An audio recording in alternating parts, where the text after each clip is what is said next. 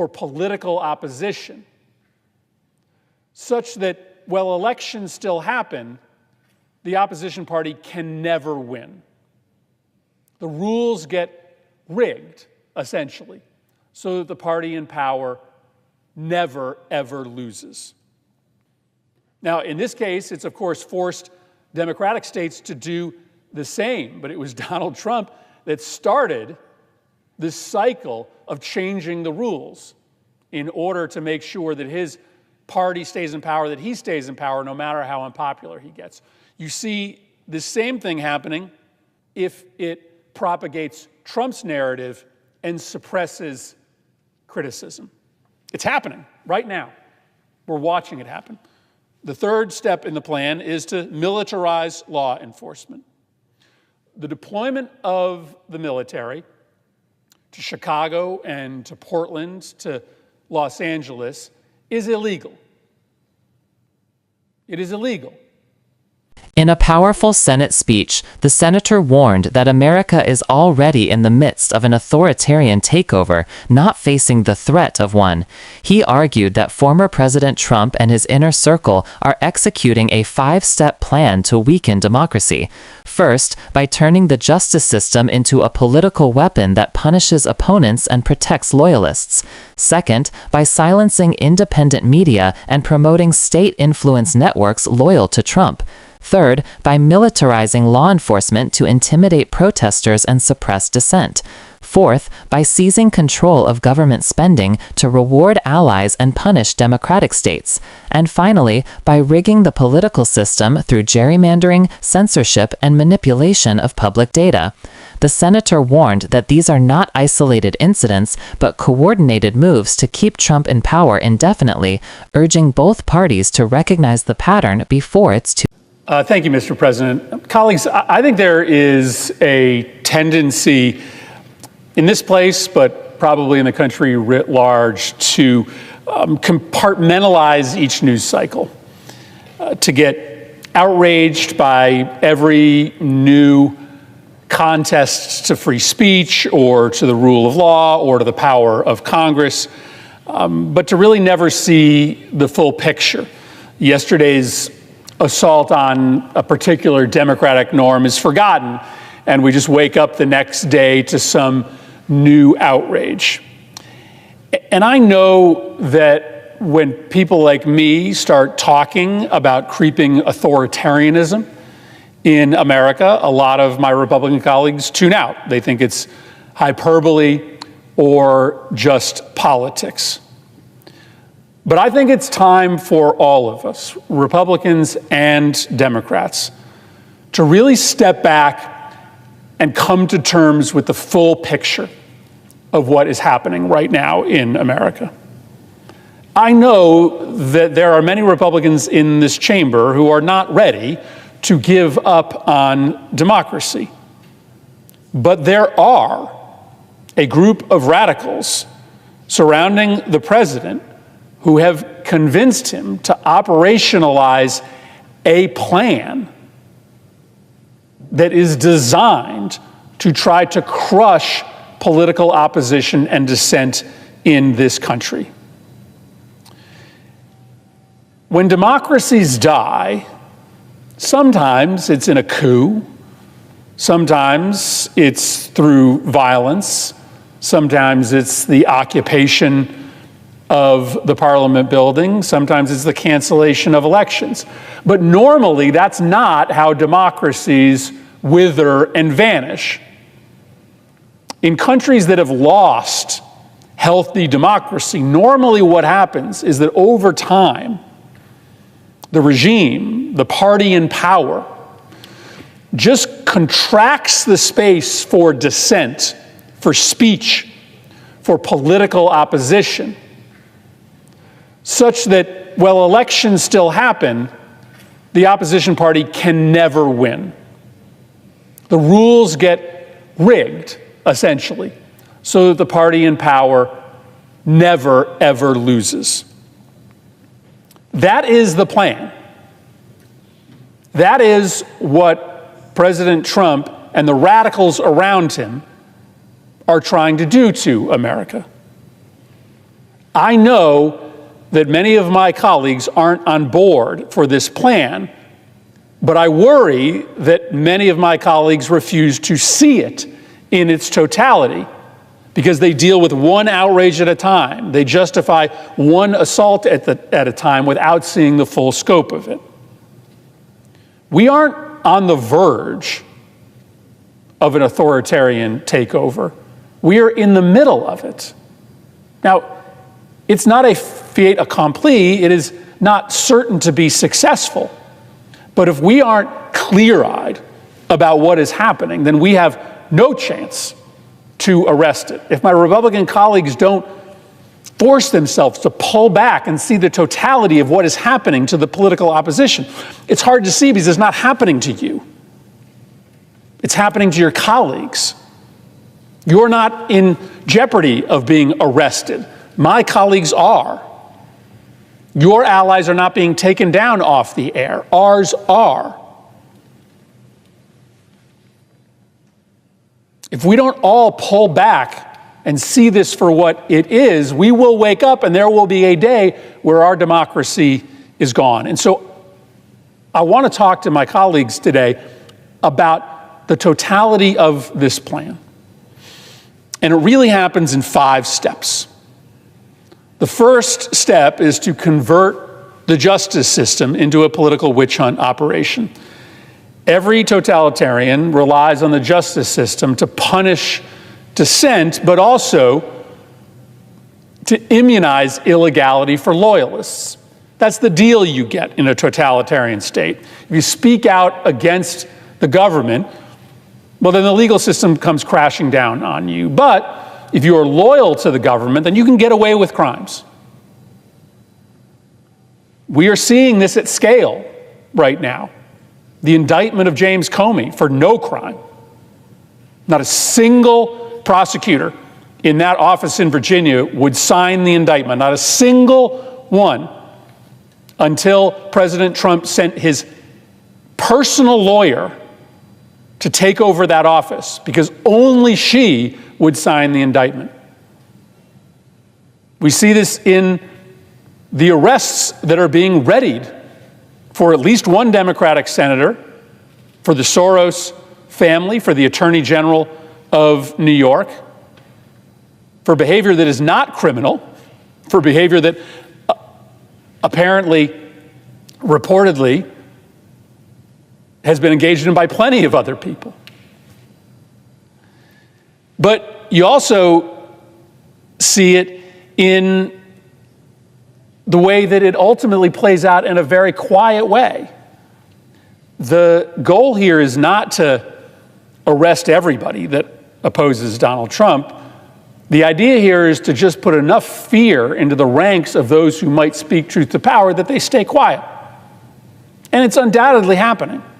There are undoubtedly people in this country who see what is being threatened to Senator Schiff, what has happened to James Comey, and they have just decided to remain silent. This is a tried and true tactic of a totalitarian state, is that they threaten people with arrest if they speak up, and lots of people just decide not to speak up in the first place. But what also happens is that if you are loyal to the regime, you get away with crimes. See what happened to the mayor of New York, Eric Adams. He allegedly had committed a crime. He had committed significant corruption, but was exonerated by President Trump only after the mayor pledged his political loyalty to the president. In fact, one of the president's representatives and the mayor went on television to essentially publicly do the handshake. Loyalty from the mayor to the president, and exoneration of corruption from the government to the mayor. This is how totalitarian regimes control speech. They punish through the legal system dissent. They immunize corruption amongst those who are loyal. The second part of the plan is to eliminate free press and replace it with state-run media. Now, I don't know that I'd go so far to say that we have state-run media in the United States yet, but there is an attempt underway to try to use the vast regulatory powers of the administration to censor media. And again, the administration isn't hiding it. They are going on TV and celebrating the fact that in the latest instance, they threatened to pull the licenses of TV stations that didn't take off the air one of the president's loudest critics. But we also see it through the consolidation of media into the hands of allies of the president. One family that has just taken control of a major media group that owns, amongst other properties, CBS, is looking to also take control of CNN and may have an ownership stake and a control stake in TikTok. That family has shown a willingness to censor content, pulling Stephen Colbert off the air, and to put in place essentially Trump-approved censors for their future news content. So you get to state-run media not necessarily through the state owning and operating media, but by the state using its regulatory powers, its control of licenses and mergers, to make clear to the billionaire class that they can own media, that they can make a lot of money off of media, but only if it propagates Trump's narrative and suppresses criticism. It's happening right now. We're watching it happen. The third step in the plan is to militarize law enforcement. The deployment of the military to Chicago and to Portland to Los Angeles is illegal. It is illegal. But it is designed to try to once again quell dissent and protest. This isn't about public safety. This is about political intimidation.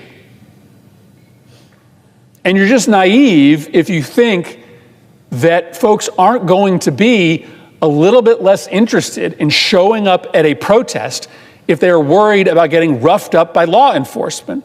You are naive to think that there isn't an impact on speech when the military is patrolling your streets.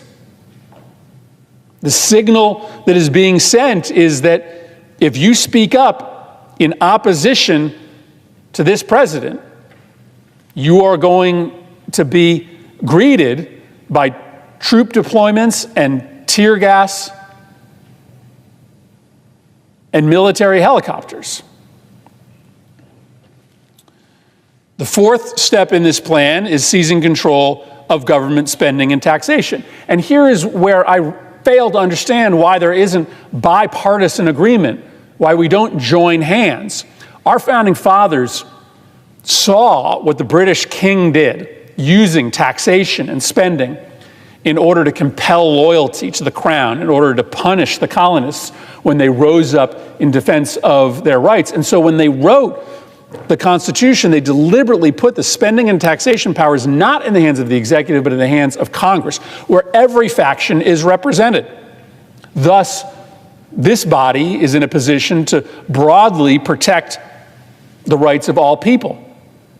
Trump is seizing spending power from us, canceling grants unilaterally, most recently, brazenly deciding to refuse to spend money only in the states represented by Democrats. The day after the shutdown began, they announced that they were first suspending billions of dollars worth of projects in just one city, New York City, not coincidentally represented by the Democratic leader in the House and the Senate. And then hours after, they released a list of canceled energy projects. They listed the states that they were being canceled, and every single one of those states was represented by 2 Democratic senators. Everybody knew what was happening. It was an effort to use the spending power seized by the executive to punish representatives of the people who oppose the president politically. And then the fifth part of the plan is to rig the rules when the rules don't work for you. This is happening in the way that President Trump is going state by state and demanding that congressional lines be redrawn in the middle of a 10-year cycle in which traditionally we leave lines as they are. Why? He's, again, been totally honest and transparent about it. He just wants more Republicans elected. Even if the majority of people in a particular state favor Democrats, he wants the lines drawn in a way that would elect more Republicans to Congress. Now, in this case, it's of course forced Democratic states to do the same, but it was Donald Trump that started this cycle of changing the rules in order to make sure that his party stays in power, that he stays in power no matter how unpopular he gets. You see the same thing happening with respect to the control of information. Totalitarian states, they can't accept truth. They can't accept truth, so they try to destroy truth.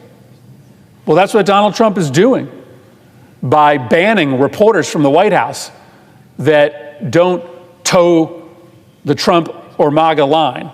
That's what they're doing in saying to reporters of the Department of Defense, you can't report on military operations unless you are given pre-approval. That's what happened to the head of the Bureau of Labor Statistics. When the labor statistics showed that the economy wasn't good, that guy got fired and replaced by somebody who would issue fake numbers that made the economy look better.